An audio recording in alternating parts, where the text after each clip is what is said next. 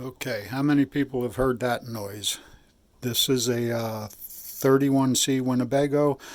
The water tank and water pump are under the bed, and every time you turn on the water, of course, when you're not plugged into the campground water, when you're quote boondocking, working off the water tank, the water pump runs, and it's just constantly on, off, on, off, on, off. So that's pretty inconvenient. It wears the heck out of the pump and pressure switch that's associated with it. And if somebody's sleeping in bed and somebody gets up and uses the bathroom, flushes the toilet, the pump is just kicking on and off, on and off. Okay, so you can imagine a set of contacts that are just on, off, on, off, on, off. So this is a pressure switch from a house domestic water system with a well, and the contacts here are shiny, look brand new. These contacts here, and this switch is from a waterlogged tank that was left unattended for a very long time. The contacts are just burnt to a crisp, and over time, eventually it'll stop the well pump because the contacts are so burnt. So the RV water pump has a set of contacts built into the pump, and the pressure switch, it's probably a setting of somewhere around 20 pounds to 45, I believe, is what this is. This says it's a shore flow pump, and I believe it says 45 pounds maximum. So eventually the pump is going to die, or the pressure switch will die, and then of course you don't have any power going to the pump, so the pump won't run. So I just want to share how I handled that problem, but also increased my water capacity by about 12 or 13 gallons. So this is a 31C Winnebago, and the water tank is 31 gallons. So those of you that have wells at your house and you have a cold water storage tank, a pressure bladder tank. So here the water goes into a bladder. Water goes in and fills up this bladder, and it expands just like filling up a water balloon. And the top 2/3 is air. This is a Schrader valve that you adjust the air pressure. So when the water pump shuts off at the desired pressure, so whether it be a 20-40 switch, a 30-50, or 40-60, when it reaches that shut off pressure, the switch shuts off. When you go to turn water on, any spigot doesn't know if you're flushing the toilet or getting a drink. The air in the tank is pushing down on the bladder, and it's squeezing the water out of the bladder. When the volume of water decreases, so does the pressure. It'll leave roughly a gallon and a half of water in the tank. So then the pump senses the pressure switch senses the low pressure, and it turns the well pump on. So then as you're using the water, you flush the toilet, the pump comes on, the toilet fills up, but the pump continues to pump water up into the bladder and refills it. So this particular tank is a 32-gallon tank. So all the tanks roughly hold a third of what they're listed at. So they come in various sizes from a couple of gallons up to 120-gallon capacity. So I took what's called a 33-gallon tank, and I mounted it under the bed. I'm not too concerned with storage. I'd rather have extra water, and city-like water, not so much pressure, but you can use the water without the pump coming on. And this particular tank holds roughly 12 to 13 gallons, I believe. So basically a trip to the hardware store, and I bought some fittings. So you tap into the line. Right, the water line comes out of the well, the tank. I'm sorry, and it 90'd over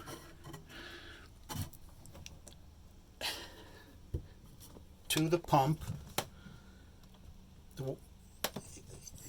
The feed over here. So that's the feed in the strainer, and there's a check valve in there. So the pump then pumps it out, and then goes to the system. So what I did, I got a couple of tees, 1/2-inch barb tees, and some poly from the hardware store, and I added my own pressure switch. So that's just like the one in the house, and a gauge just so I can see what's going on. And let me demonstrate how this works. Okay, I'm out here by the outside shower, and I got 3 5-gallon buckets set up. The holding tank, the freshwater holding tank, is full. The bladder style pressure tank is full. So I'm going to run the water, and you'll see how many gallons we can have, and you're not going to hear the pump kick on.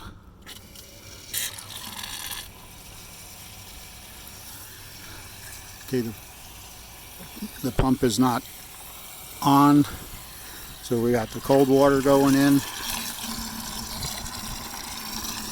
So it's a great advantage that you can run water and you're not hearing the pump all the time. And the best part of it is the pump is not on, off, because there's nothing worse for a pump and pressure switch is the constant on and off, on and off. Now I happen to do work with well pumps and tanks, so this particular tank was removed out of a house and they were going to a different system, so it still functioned, it still worked. Technically they're supposed to be standing up. However, I laid it down, and it gives me the extra water that I wanted. Again, so when you're at a campground and you're tied into the water, that's not a big deal. And I will show you that there's nothing hooked up to the side of the motorhome. Here's the water tank fill, and then the city water fill, and there's no hose on that. So right now the water that's running is strictly coming out of the bladder tank, and the pump has not come on yet. So I did a video recently. We went to Pocono for the doubleheader a few weeks ago, and the idea was to have some extra water, but the main thing is I'm not waking my wife up, who are using the bathroom or running water in the middle of the night with the pump coming on and off. So I added the tank in preparation for basically boondocking, but we had some other issues with the motorhome, with the inverter, the converter charger not charging the battery properly. But I did a video. All right, I'm going to pause this and get to the other bucket. Okay, started the other bucket, and the water pump is not on yet. I did not wash the white buckets before using them, so I don't have dirty water coming out of the tank. Okay, we're still going here. I do have the water pump turned off so we can... Okay, that didn't quite go as well as I remembered it going. So basically 7.5 gallons came out of that holding tank, and I'll explain in a minute. Alright, we're back inside. Alright, I remember now what the heck was going on there. I put a 40 to 60 switch on, and I was lowering the pressure, trying to basically get it to about 2040, and it was just difficult to trying to get a 40-60 down to 2040. And I finally realized, well, why don't I see what the pressure switch that's built on the pump, how that worked. So I put the wires back together for the pressure switch that's built in on the pump here, and I ran it, and it actually was able to put roughly 14 gallons of water into this tank. Now, this is a bladder style tank, so you have to adjust the air, just like a Schrader car tire Schrader valve. So the house, your system at your house with a tank like this, if you have your pressure switch, the air in the tank should be set. So I'm saying a 2040 switch, the air would be set at about 18 psi, and that way there, it's usually 2-3 pounds below the turn on pressure of the switch. So when I did that, it was much more. It gave me more water, and it was certainly a heck of a lot easier. It gave me that approximately 14 gallons of water, and I just got tired of monkeying with the switch, but I left it in place, and I left the wires here. So one of the problems that we had when we were at Pocono was the water pump stopped, and it's like crap. So I figured it was probably the pressure switch, at least I was hoping for that. So I actually opened up the bed and disconnected the wires from the pressure switch, and then just hooked up the wires for the auxiliary pressure switch, and that gave us water for the rest of the weekend, and that's what we're on right now. But the switch isn't quite set the way the original one from the SureFlow water pump is, and that's why it only showed like about 7.5 gallons of water. But the point is, yes, they make accumulators and RVs that have the water pump, maybe in a trailer under something, or a fifth wheel in your basement storage area, where it's not near a bedroom or a bed.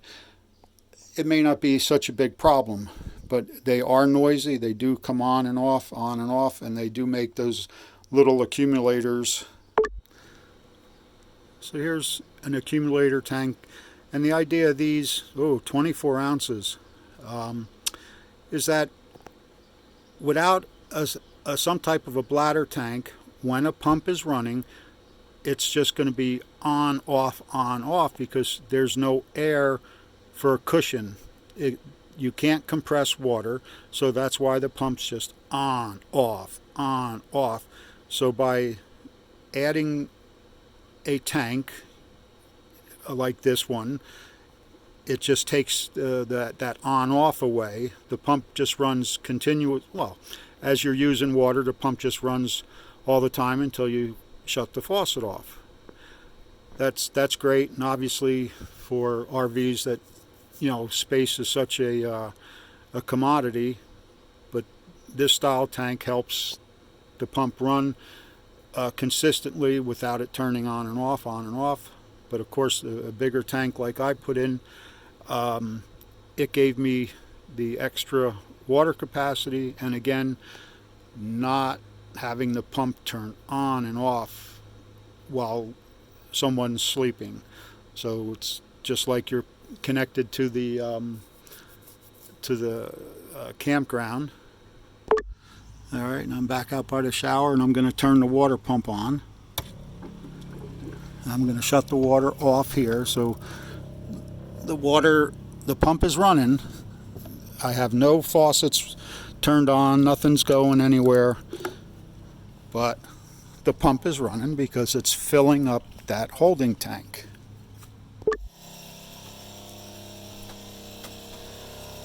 Okay.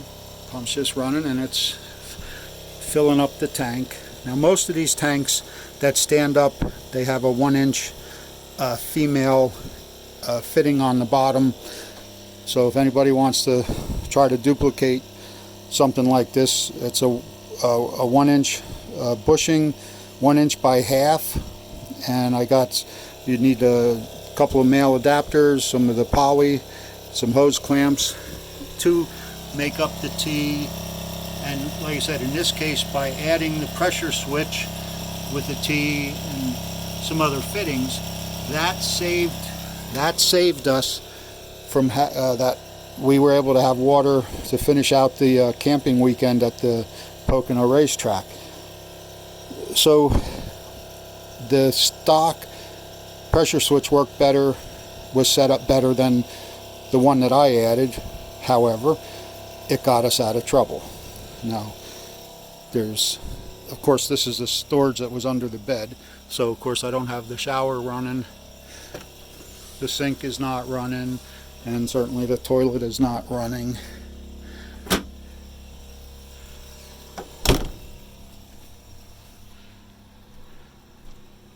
And the kitchen sink is not running. Okay, I shut the pump off. The whole point of this video is just to try to help give people some ideas, adding a tank. Now this may be a little overboard, but like I said, this what I do, and this tank was for free, and a couple of bucks of some fittings from a local hardware store. And certainly if you would want to try this, just look for a 2040 switch, like a pressure switch from like Tractor Supply or whatever, and then set the air pressure. You can buy the tanks. Obviously this is called the WR120, a 33-gallon tank, and that's the total volume. But if this 33-gallon tank with a 4060 switch holds roughly 11 gallons of water. So as I said before, I lowered the air pressure to about 18, and that gave me that 14 gallons of water. So sorry for this being so long-winded, but hopefully give some people ideas and keep them somebody happy from not waking up from the water pump. And when we were at the Pocono track, there was a fellow from Ohio in a 1978, I think, Sunseeker, and we were talking a little bit, and he said that his son was complaining about the water pump coming on, and they happened to be tied into the electric and water, but I wasn't. So I told him about my setup, and he said, that he'd look into that. So again, thanks for watching.